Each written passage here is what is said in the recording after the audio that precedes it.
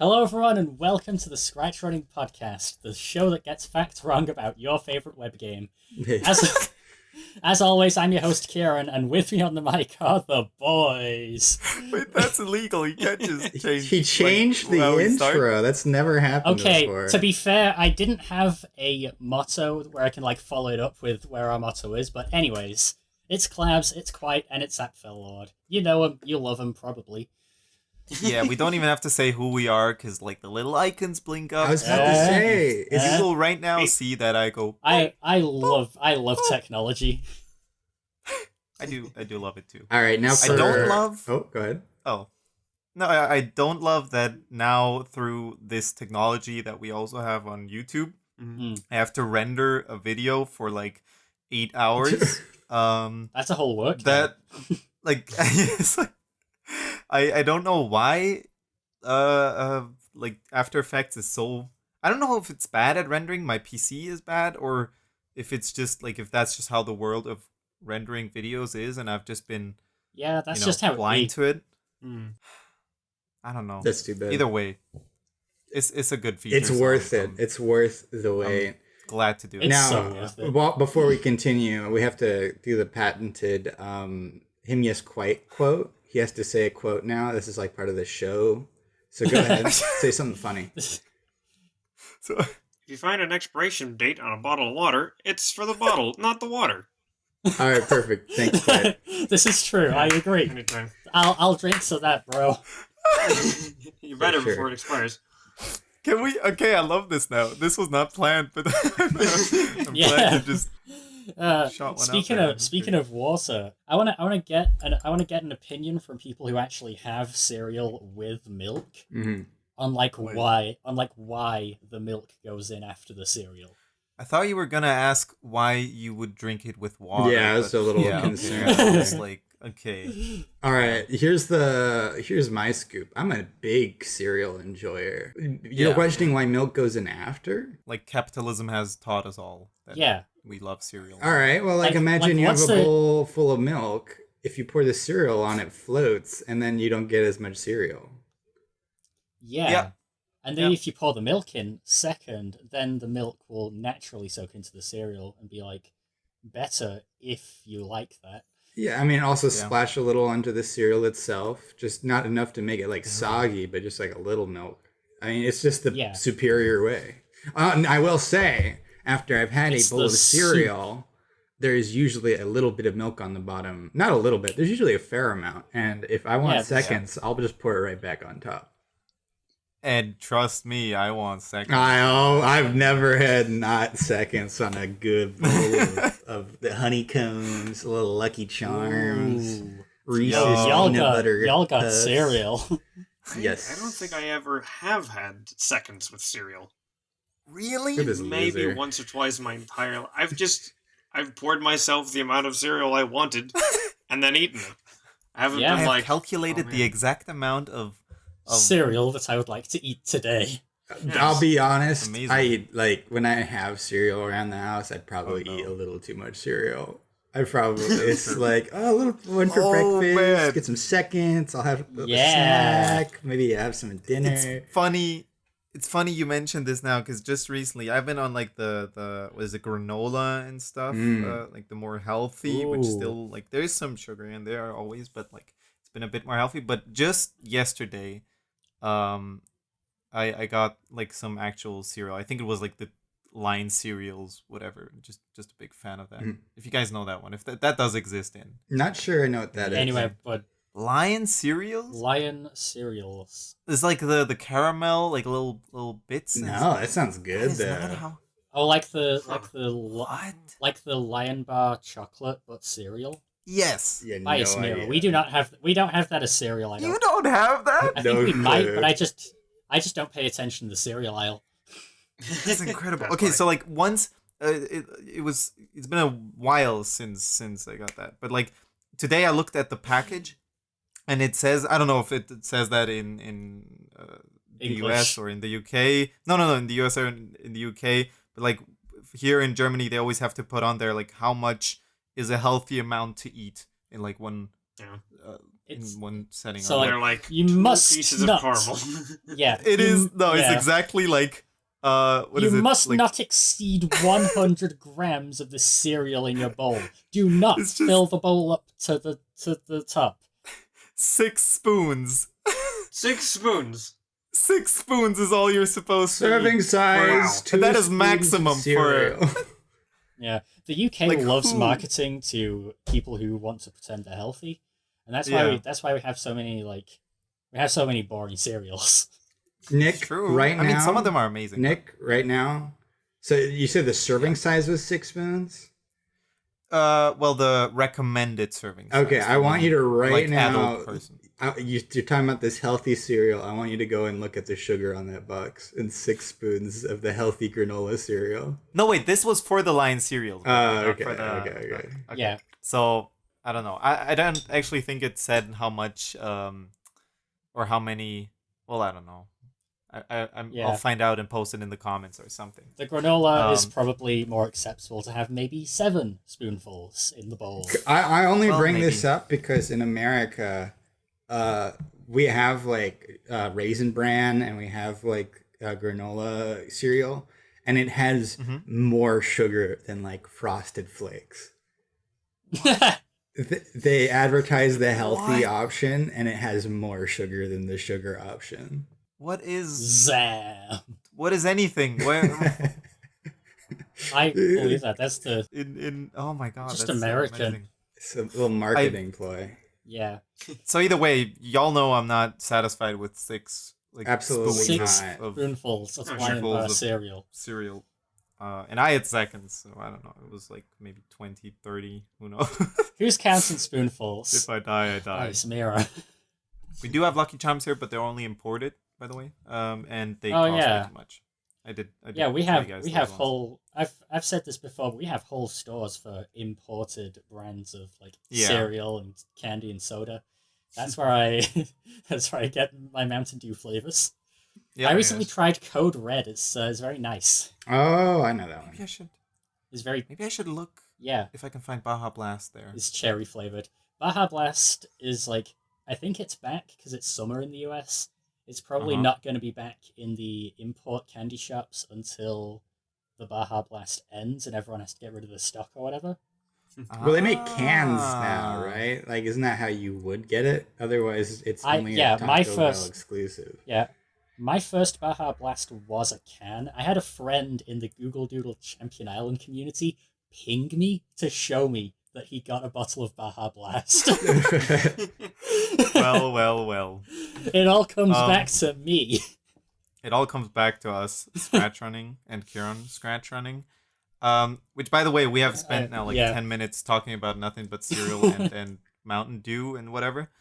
Welcome to the ScratchRunning Podcast, everybody. This is a podcast about browser games. You just have to trust me on that one. That's true. Scratch game speedrunning. That's what ScratchRunning is short for. Speaking of ScratchRunning, I got a sub 11 in Chirpy Reverie main game. That is a big one. 10 minutes 53. I got it like 2 days ago, and it still hasn't been verified. I would like to. I would like to say an indictment of the methods used to speedrun in Chirpy Reverie. I'm gonna tell you something, and I think you'll immediately recognize that's stupid, and you'll agree with me. The world record is like 15 minutes, but the actual recording is like 25 minutes. That was an old WR. The new one of 909 is actually like played at full speed, but Chirpy Reverie's in-game timer doesn't count cutscenes, so it is still a little bit disingenuous.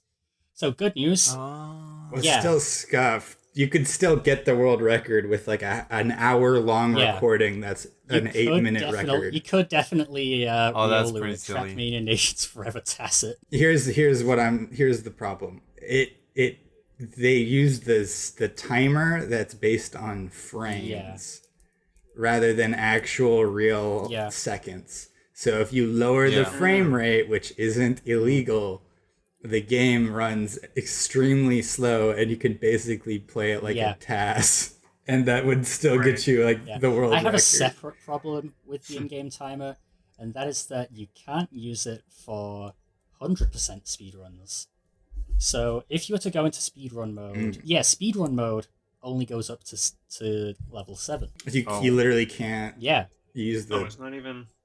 Level 7 is like the final level of main game. What even is this? Why did they do this? I don't get this. This is just absurd. Because it's Scratch, Claps. Nobody cares. Well, I mean, clearly people enjoy speedrunning. I think to. Updater wanted to give official speedrun support, but in doing so, basically force people to use the speedrun mode, which doesn't let you 100% the game and also is flawed. It is flawed. It is not a flawless gem. If you wanted to use the in-game timer, you should have used Days Since 2000. This is true. Ah. Yeah. Is that the most consistent time measuring thing? Yeah, because it's based on the server. It doesn't actually check your local computer's frame rate for the browser, etc. Yeah. How would that interact with turbo mode, etc. though? It doesn't. Not at all. Turbo mode speeds up the timer in the current Chirpy Reverie. Right. But if you base it off of Days Since, that's what I mean. So I see. Yeah. So you would still be able to use turbo mode and that would just be illegal, right? If I play Reverie at 60 frames a second, then I'm half timing. Maybe the real answer is they should just enforce a frame rate, because no other games can you really do this. Yeah, enforce. I enforce 30, but another thing that doesn't have a speedrun timer is the secret final level that nobody's ever going to beat, but there's still a speedrun leaderboard for it on the website.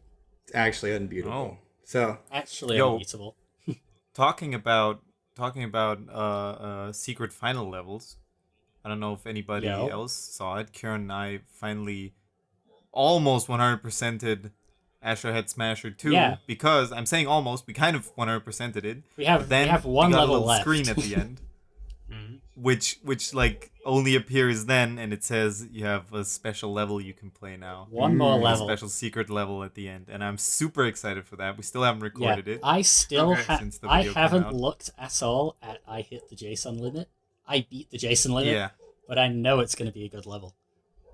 Oh man, I'm excited. Hopefully, I wonder how hard it's going to be, or something like that. As long as it's better than Sister's Path. You guys have been completing this game for half a year now. I just want to put that out. Well, don't do this. Our recording, not concurrently. Yeah, they're not. What's it called? Our recordings are very far apart. But guys, if you haven't already, you should definitely try the Chirpy Reverie speedrun. There are some strategies in there that definitely weren't intended. So, for example, there's a wall in level 6 that if you slide jump into, you can just clip through it. Nice. Because there's a wall jump on both. There's a wall jump on both sides. You can just funny wall. Interesting. That's amazing. No clip. And maybe also, I don't know, is there the speedrunning Astro Head Smasher is probably very speedrunning HS2 is very possible. It is arguably more possible than Reverie, besides maybe you might have to get good at the bosses. Oh yeah, okay, those are Scratcher bosses. Also the bosses claps. I don't understand. Bosses are a problem. I don't understand how Scratchers make their bosses so difficult. Yeah. I will say it was definitely inspired by Superstar Mario World in that regard, because that is a Super Mario World ROM hack that I've been playing on the side, and I've been save stating on the bosses. Those are harder than the rest of the game. You can't blame me. I don't know. Who knows what that last level will have in store for us? Yeah. I'm excited for it. And if you wanna see the entire journey, head over to our YouTube if you want. ScratchRunning. We have recorded it all. The whole thing. For your viewing pleasure. There's I don't know. Somebody has mentioned another game we should play on our YouTube, and I don't remember which one it was right now. But if anybody wants us wants to see us play some kind of game, some big Scratch game, Kieran and I are looking forward to those. Yeah. Hey, if you want to go back and laugh at the Chirpy Reverie story with me again. Back to Chirpy Reverie. The current world record is 9 minutes and 9 seconds. And a while back, I pitched that I would give whoever got it down to sum 9 60 somnate. Nice. That's not a lot of somnate. That's not that 60 much somnate is a fair amount of somnate. Nick. Yeah. It's like a fair amount. Okay, yeah, okay, I guess. For that, is it a fair amount for that? I don't know. I mean, it's not a fortune, but it's not a pittance. It's a good chunk of change. Have I fallen off the list of somnate users yet? There has been quite a few tax days. Yeah, a few people have fallen off the somnate chain. I am proud to be the first person right below the overknower. Yes. Oh yeah, that's true. For anyone who doesn't know, in Candleworld, there is a currency that also incorporates a roulette table that uses cloud, and it's called somnate. And I have only ever gotten, I think, like 20 maximum, because it does take a long time to get it. Yeah. I got like pretty lucky once, and I got to like 23, but I just play the dust game instead. The dust game is fun. Like, yeah. I don't know. I've been stuck there for longer than I want to admit. I have over 400. I have over 400 somnate. I might just start like commissioning people to draw my character or something. If you tell people you'll pay them 100 to draw you, I'm sure you get some good commissions. Does somebody have to be in the list in order for you to pay them? Yes. Yeah, and that's also why we have taxes. So you lose 0.1 every week, which is not a lot, but over time, if you get down to 0 on tax day, you get taken off the list, so someone else can join. Yeah, get removed. Wait, why am I? Oh, like especially the people who hopped in, tried it out, saw what it was all about. Mine one somnate. But in that time, they got like 0.2 somnate. Then yeah. Let that person get put off the list to make room for people who are more earnestly going after it. Fun fact, Sorig once mined like 50 something somnate and then just gave it to me. Wow. That's a shell. What a great guy. I mean, that's a Sorig thing to do. Actually, the Archon of Madness. I'm wondering now though why I'm not on the list anymore. If it takes like 0.1, I had like 20 or something. Did you? I had like at least 15. I'm sure of that. I'm looking. Well, perhaps you gambled it and forgot. A little bit of gambling. No, not that much. I always kept like I never gambled more than I could afford to lose. Yeah. You're right though. I recall you having at least like some. There could have been a bug. I don't think so. Who knows? Because I don't see anyone. They took my money. They took all my money. Unfortunate. I don't see anyone else who would have like gotten deleted like that. And I don't know why the government took my baby. Can't have anything in fit space.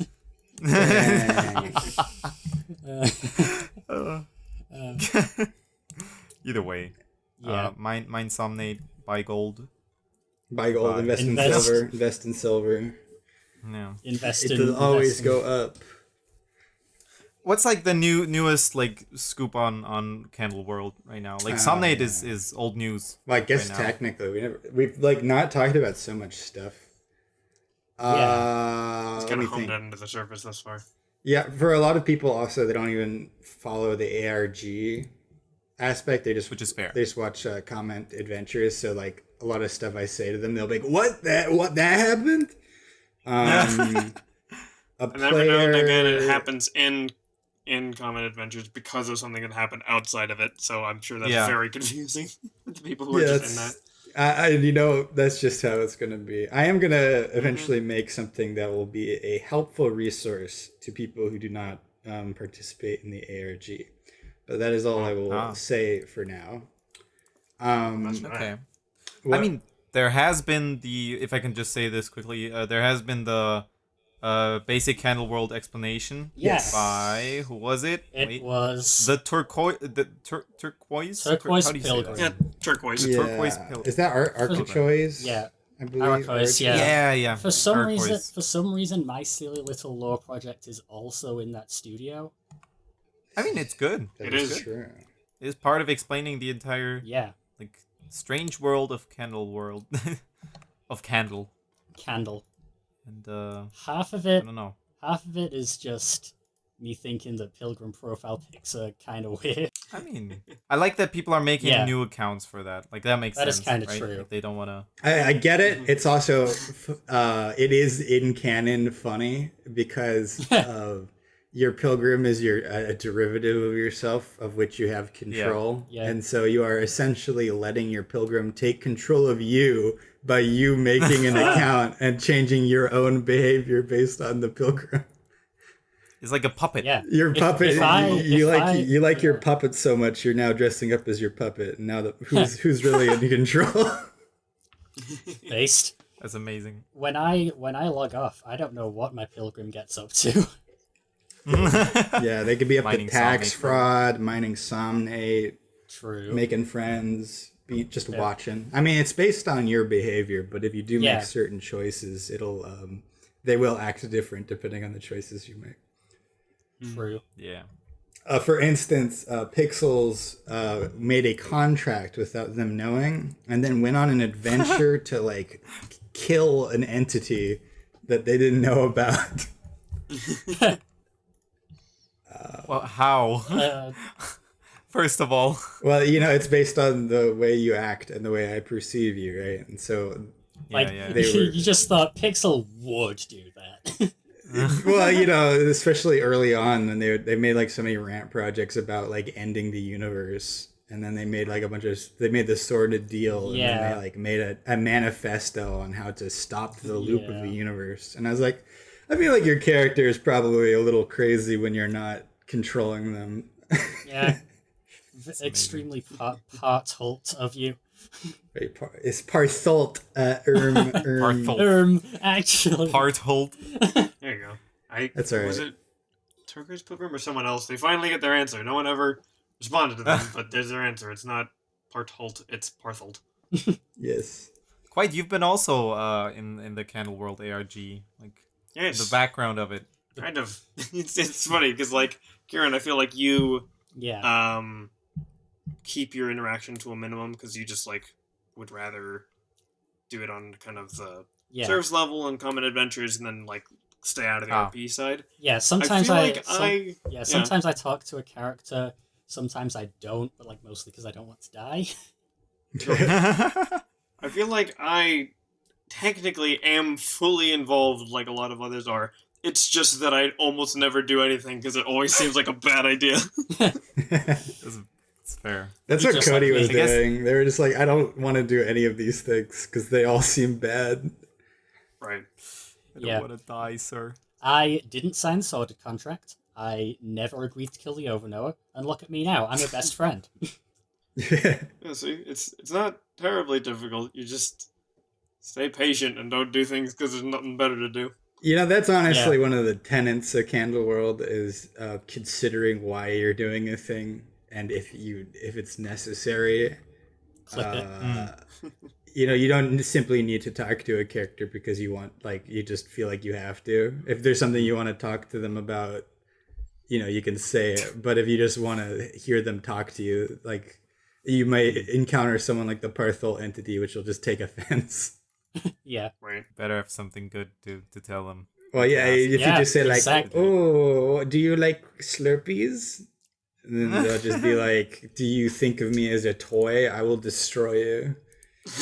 And then they do. And then they do. It's just like, it's like dropping onto a random Scratchers project normally and just asking some random pointless question. Except you're not doing it to a Scratcher, you're doing it to some like extremely powerful entity with much bigger fish to fry. Yep. Yeah. It was actually really funny because people had a huge difficulty figuring out what you could or couldn't say to Parthol or to Molly. They've chosen the name Molly, but it's genuinely, and I'm okay saying it on the podcast. It's been so long. It's genuinely just like a vibe check.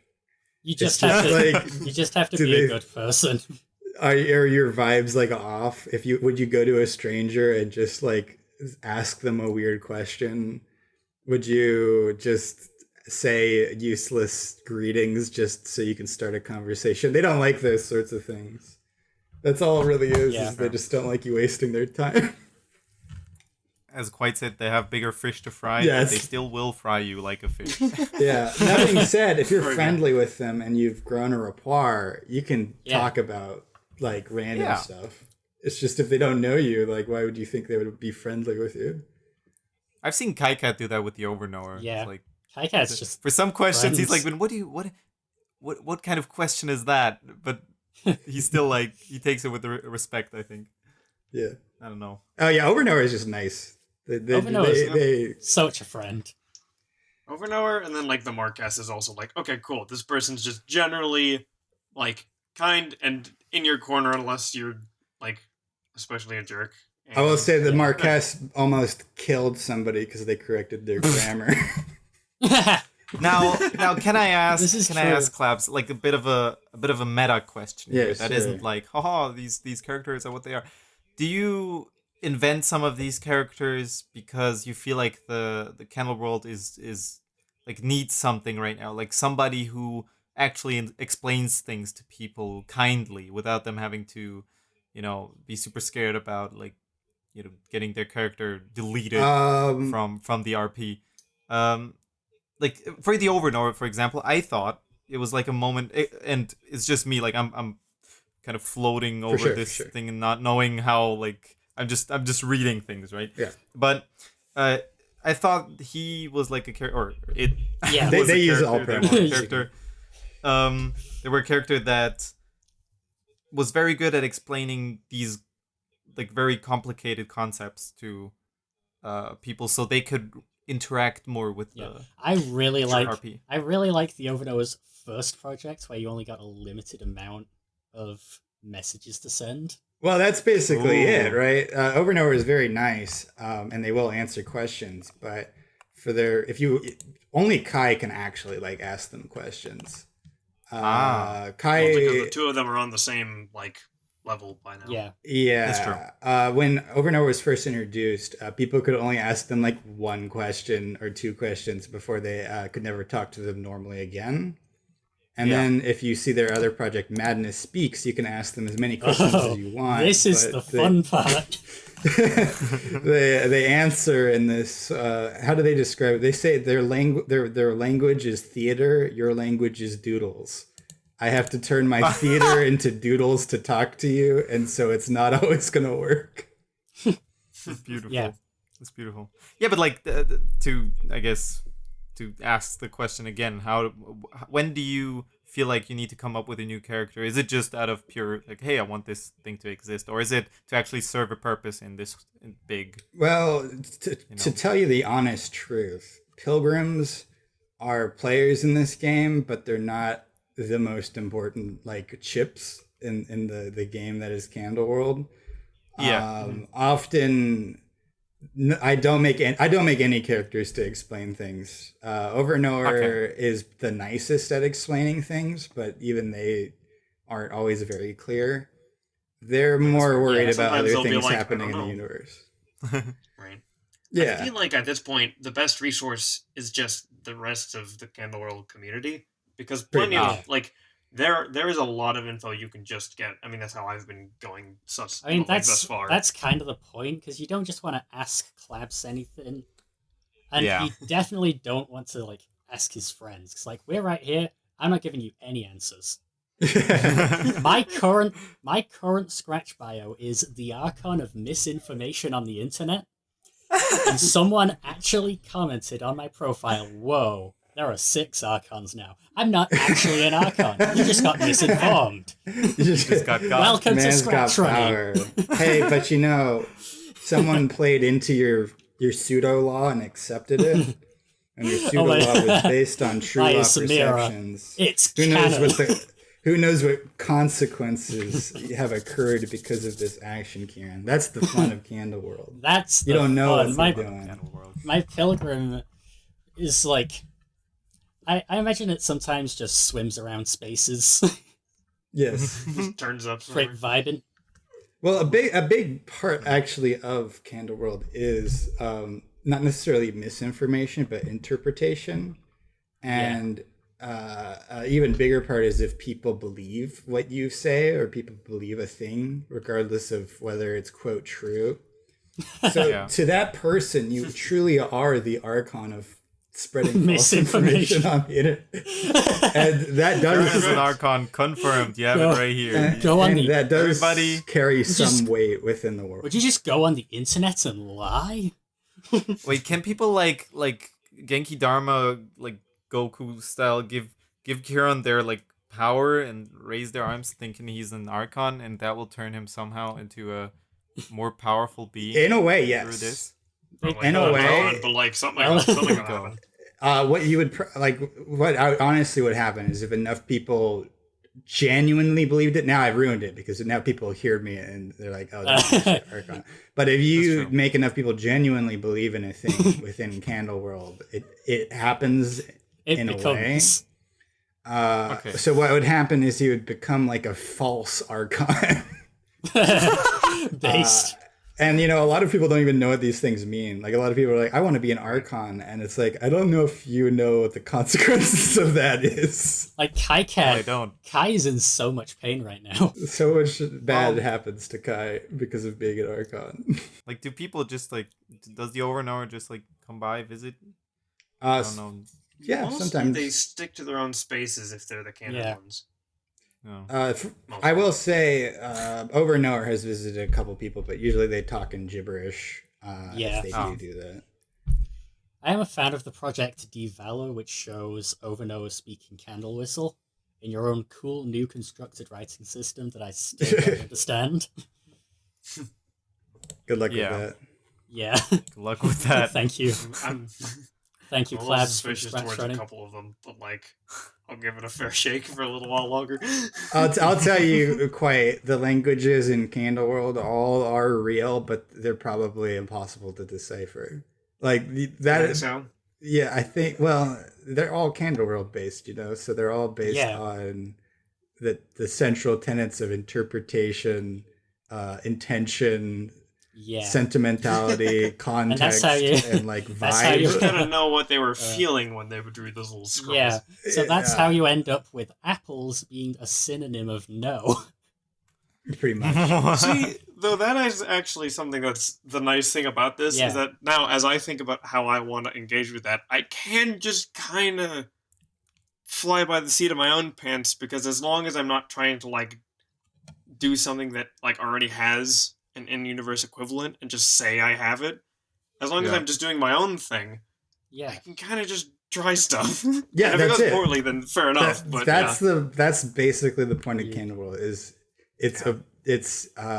you can do whatever you want, but it's based on how I will perceive it and how the characters will interact with it.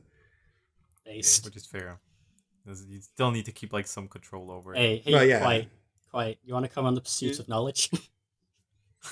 I really don't. Well, that's also things about how I've been defining my own behavior that means I can't do that. Yeah. Understandable. Have a great day. That's also where the joke Candleworld is canon, everything is canon, Candleworld is from. Just because it's actually more of a philosophy about stories than it is just like a canon. Like you can apply a Candleworld ideology to anything. And therefore, it's as canon as like a law of physics because it's just like a philosophy. Yeah. So to maybe like do a little segue, if you guys don't have like any big topics on that anymore. Yeah, probably. I don't have any more topics. And to maybe answer one of the questions, one of the many questions. Revelo 45. The absolute madman. 45. Has been asking out there. I think it's 100 questions now. Might be time to slow it down a little. Yeah. If you still want to keep some questions for the other people out there. An open letter to Revelo 45. Hey, what's up? Hey, guy. Got some good questions there. They're genuinely good questions. But hey, come over here, Squirt. Come over here. Sit down. There's all that you gotta give room for the other kids during class time. All right, you can't. I know you raise your hand at every question, and I know you know the answer, but the other kids gotta have a chance to ask some questions.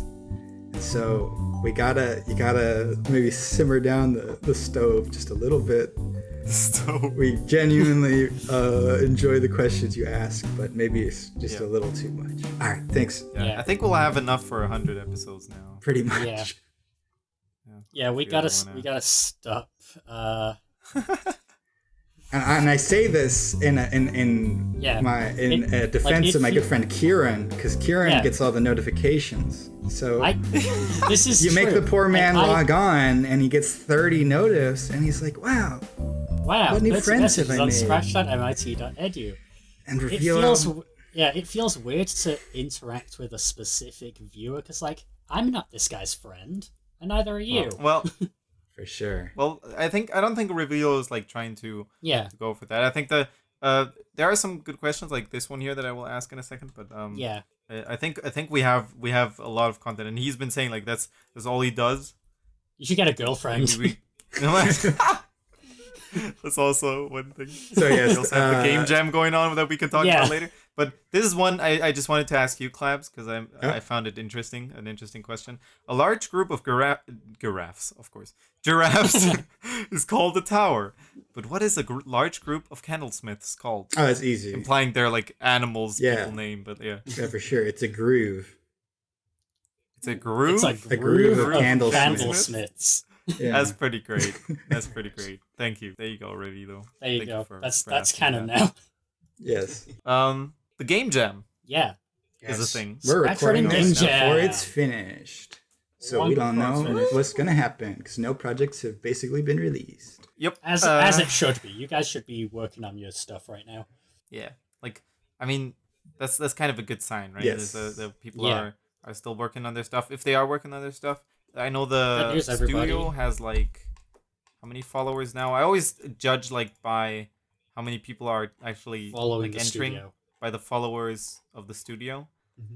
Maybe some are just interested, but I assume some of them, like a high percentage of them. Yeah. Thank you all for spending more than 5 seconds on your game. Yes, except for the person who just uploaded a 2-frame animation. Well, that's not a game. And to you, thank you for spending exactly 5 seconds.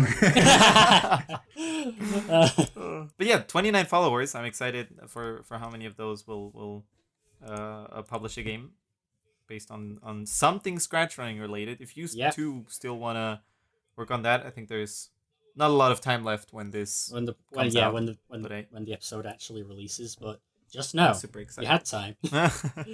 Do you guys have any like predictions? Any good stuff you've read? Any fun prompts? I've seen some cool like people have a lot of ideas, and I have no idea how they're going to actually end up, but I think they got potential. Yeah, my personal game idea is co-op platformer with the Scratch Runners. Yeah, like water. Yeah, boy. that No, one. What is it? That one. Yeah. One thing that just made me very happy was a little like pixel Kieran running animation. Mm-hmm. Oh yeah, we did see that. I saw. No spoilers. Yeah, that was no spoilers, but that was pretty cool. I mean, it's gonna be very late when this comes out again, so yeah. The game. It's just us like trying to take a peek into the future. There's definitely gonna be at least one SRCast mentioned project. Yeah, for sure. Like a main studio mentioned project. I'm just happy with the list of sample prompts we gave. For instance, like one of the genres was tower defense, and that's a genre I like a lot. So I'm hoping that someone latches onto that with something. Is fighting game in the list? Yes, I added a lot of. There's some very difficult ones. Where it's that's like, a difficult one. You know, it's just supposed to give you a little inspiration for sure. Some of them are probably not gonna happen, but you can. No, I have one right now. I opened it right now. A rhythm game based on drawing the thumbnail. What the heck is supposed? Like, I can imagine supposed to do that? That's just gonna be that's just gonna be a whole chart of sliders, and you just draw in a little me. Yeah, exactly. It'd be sliders. It would be sliders like from Osu, and you just like draw the dudes. Or something, you know. Okay, anything where it says based on Shloopy and Friends is just like a gimme for me. It's just something I want to see. That's a wild auto battler based on Shloopy and Friends. Like, come on, we all want to see that. A hidden object game based on cooking with Shellbridge. This I could do this forever. Click the ingredients. You gotta click the ingredients so Shell can cook the dish. We playing the Billabong. True. And it's just like cooking with Shellbridge was such a good thing. It was like you could put some onions in there if you want. You don't have to. You could put them in. I like them though. Yeah. You crack an egg in there. Definitely my favorite Scratch Running April Fool's bit. Oh yeah, for sure. My good friends, I wish to tell a tale of summer mystery, a summer fantasy. Let's go. As we know, we have introduced a new genre to the storytelling meta. Yeah. And it's magical summer stories. As I've said before, it's like a horror story with all of its elements reverse engineered into a little summer fun for you listeners. Oh boy. Now, last time I basically did a Faustian bargain like horror story turned into a summer story. This time I want to get a little more eerie. I want the reverse of eerie. Eerie leaves you with like a feeling of like slight dread, and like there's no real resolution. So the opposite would be you're just a little happy, and there is a resolution. I'm excited. All right. So huddle around. I got a Slurpee machine plugged into the transformer in the car to cool us down. Oh, nice. Yeah. Exposed to the elements, so it's like a little watery. Nice sound effect that adds to it. That was really good. That was very good. Gather around the AC, everybody. Gather around the AC. Last time we had the talking fish. This time the stories are going to be about the reverse ghost.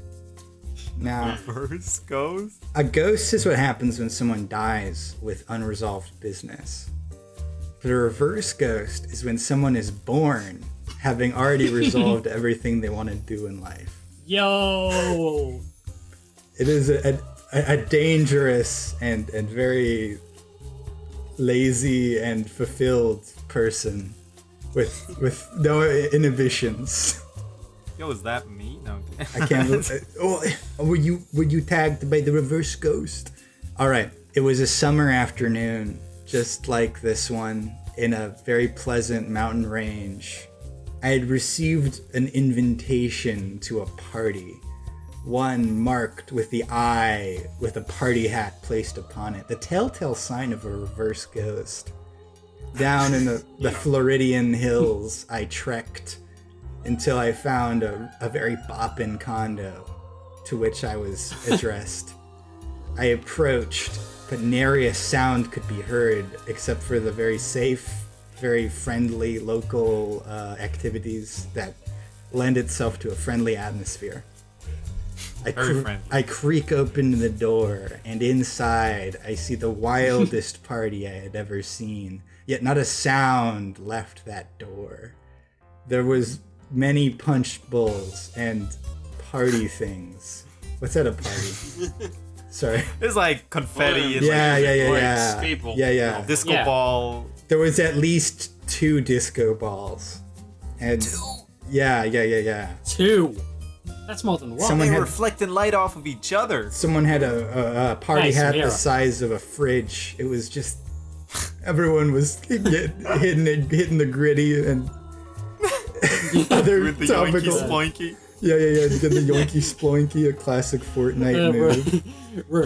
Reverse ghost ideology. When I set my eyes upon the reverse ghost, a pale, healthy man with long, healthy hair and eyelashes and skincare routine. So big. Yes. Oh! But upon his eye, I saw the telltale mark of a party hat etched into his pupil. And I approached and I said, "What resolved business do you have?" And he said, "I've done everything I want." And I said, "I'm gonna unresolve it so that you may rest, so that I may be free." So the party can.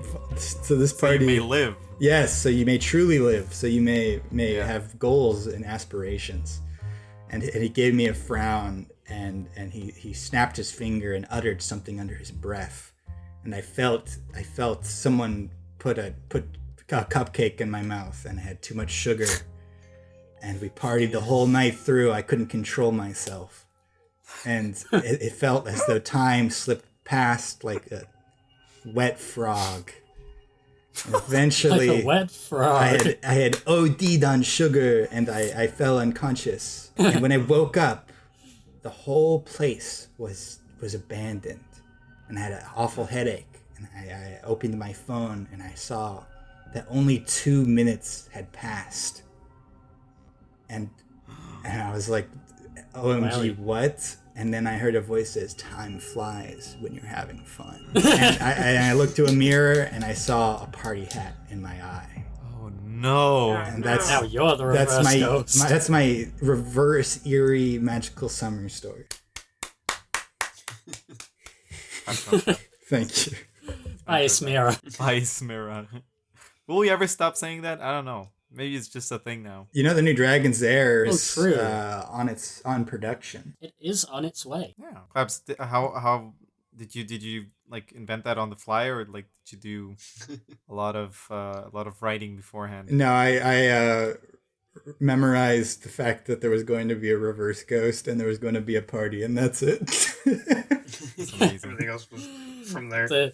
It's not like a lot was really. Party hat mark. It was not. I like the idea of a reverse ghost, though. Yeah. Yeah. Usually, usually the ideology mark goes below. Actually. This isn't Candleworld. This is real life. It's a magical summer story. Okay, true. Yeah, this is an actual thing that happened to Claps. This is a summer story. This happens to Claps. They call him the reverse ghost. Mm-hmm, yeah. Mm-hmm. Wait, what? Claps, you're a reverse ghost. Well, you heard it. Are you the? I got. Are you the certified eyelash haver? Dang. I lived too hard. I lived too fulfilling, and I turned into a reverse ghost. Man, that's incredible. The opposite of a ghost, of course. The moral of the story is just keep yourself motivated. Yeah. But as long as you let the grind quit at some point. Yeah.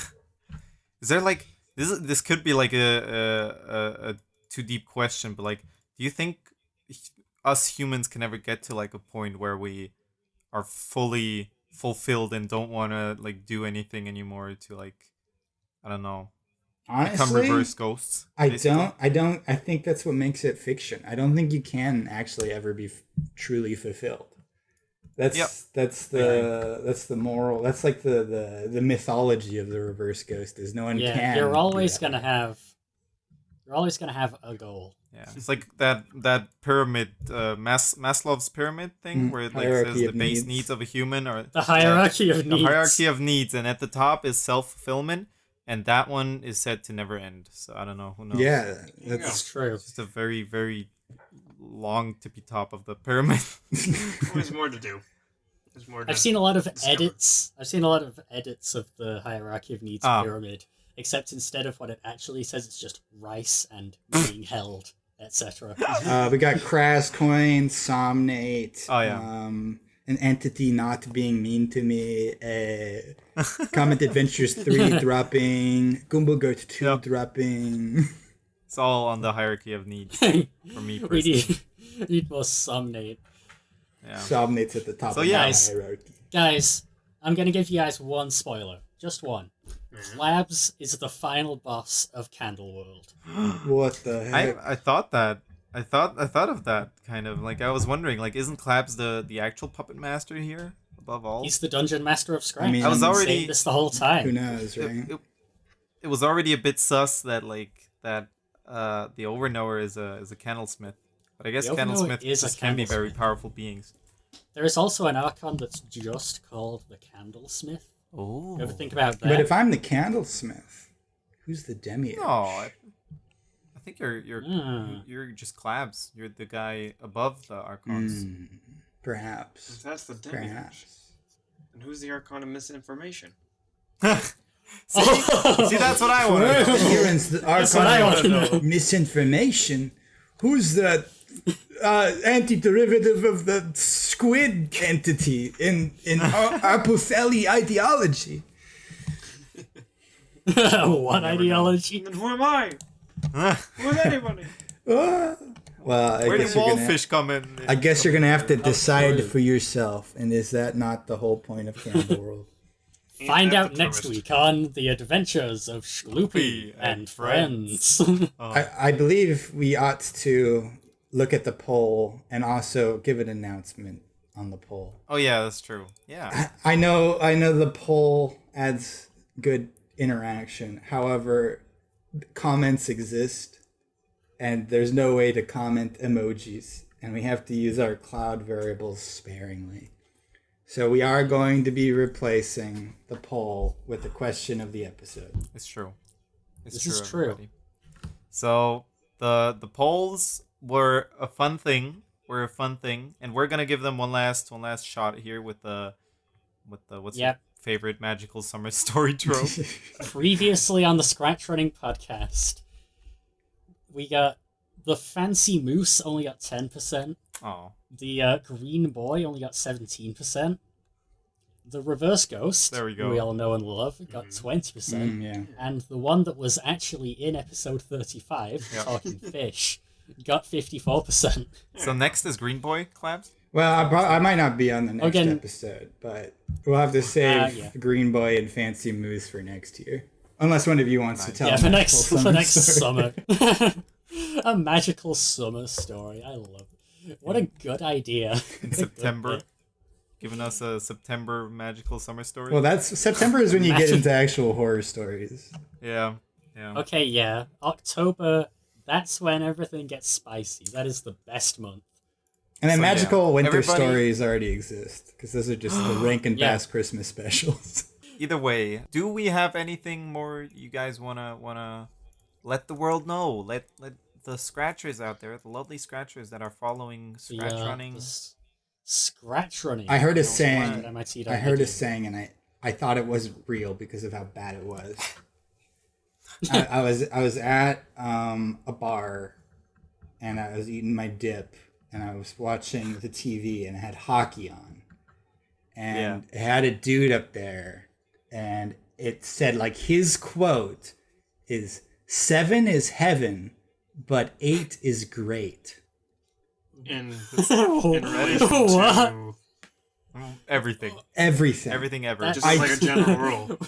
And it's like it's to live nonsensical. Where does third time's the charm come in here? No, not even. I want to reiterate that they're saying one thing is heaven, but the other thing is good. It's all right. Great is a little less than heaven. Yeah, that's true. By most people's standards, I would say it goes good, very good, great, awesome, fantastic, incredible, and then maybe like heavenly is like 15 tiers above. Layers, yeah. Yeah, that's a good point. Heaven is when you run out of other words for the combo you're getting. Yeah. 7 is heaven, but 8 is great. 7 is heaven, but 8 is And great. I was like, this is nonsensical. I'm Googling it, and this is a real thing people say. This is what context? I didn't investigate. Wait, are they talking about the ScratchRunning podcast? 7 is heaven, but that's not true. No, episode 8 of the ScratchRunning podcast was more heaven than it was episode 7. Yeah, it was Spooky Stories 1. Yeah. I mean, I guess that can't be true. Like, if you feel like 7 actually is like super, super great, and 8 isn't as good, you can at least be saying like 7 is heaven, but like if you can't get 7, like 8 is pretty good too. But even then, I don't know why you would be like. Why are we comparing? In desperate need of context. Yeah, what's the but for? You can say and like. Yep. Also, I googled it at the bar and I saw it, but now I'm googling it and I'm seeing other things. The idea of 7 heavens, the 7th heaven, and then what happened? What happens? I saw you favorited a project called Shaky Hands Small Blues Themes. There be musicians on scratch.mit.com. Oh yeah. That I forget about every time. We got like the best crossover ever is musicians and people invested in Candleworld. So yeah, like now we have a theme for blue. We have a theme for small blue. Reduced blue. That's incredible. Yeah. My pilgrim scribbly. I like the little blue Everybody design. check that out, please. Very fun to draw. So just a little baby man. Little dude. With no influence. Yeah, pretty much. So it's got the dodecahedron though, so watch out. Okay, yeah. Small Blue does still have the Hedron. I wonder why Overnow didn't take it. I have heard a saying once of a fisherman saying, you gotta know when to reel in the fish. Yeah. You gotta know. That's a good saying. Tin fish. You gotta fish, Tin Man fish. Yeah, when is the next Turbo Troubles episode happening? Is that something that's... this is very true. When you guys tell me you're able to, I can set those up in like 10 minutes, 20 minutes. Well, that's perfect then. All right. Awesome. Let me know if you have time in a second. When we end the episode, everybody say who you are. This is true. Please. Oh, I'm at the top. Okay, I'm at Floor. Please, before it's too late, please check out all the wonderful people that have been in this podcast and also the stuff we talked about. Maybe consider following ScratchRunning and also subscribing to ScratchRunning because that's where some more cool content is. Content. Yes, content. Content. You know it, you love it, and we don't get paid for it unless you want to. On Patreon. On Patreon. This is Either true. way. Who's the other guy down there? Well, I'm the subsequent guy down here. It's me. I'm the sage. I've been quite. I am a couple of other things, but the main thing that I hope you will be is a happy person this summer going into fall. Yeah. A reverse ghost. No. Or a reverse ghost. Reverse ghost. I didn't realize how existential the reverse ghost was. That's actually like scary. It's scary. Yeah, it's scary. Kind of true. You turned this Anyways, into a spooky. I'm Kieran KTrev258 Travis, the archon of misinformation on the internet. The certified eyelash haver, Diamond Block. I have a lot of titles in Nintendo Switch Sports. There's some good ones. There are some good ones. Yeah. You should just subscribe to ScratchRunning. That's all you got to do. You trust him. Yep. I'm Trust man. Clabs. I make silly games sometimes. And Silly Worlds. Yes. And we also have to do the outro, him yes quite saying. So quite say quote. Another? Oh boy. We'll never get this guy on the podcast again like this. I have a quote. I have a quote in mind. Just straight up end just end the episode. Well then. Oh no, I did come up with one, but it's not for everyone. It's NFA. Oh no. I mean, to be fair, the joke I had in mind was the recording is now stopped.